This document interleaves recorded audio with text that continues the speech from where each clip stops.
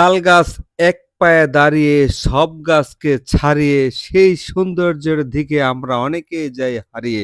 আসলে আজকের বিষয় তাল গাছ নয় বরং এই হাতিরদিয়া বাজারের কলা বাজারে ২ টি তাল গাছ রয়েছে। আমি প্রায় দীর্ঘদিন যাবতই এরকমই দেখতেছি, কিন্তু হাতিরদিয়া বাজারটি ঐতিহাসিকগতভাবে এবং ঐতিহ্যগতভাবে একটি সুবিশাল বাজার, যা এই অঞ্চলের মানুষের জন্য অত্যন্ত একটি গুরুত্বপূর্ণ বাজার। এই বাজারটি পুরাতন ব্রহ্মপুত্র নদীর তীরে অবস্থিত।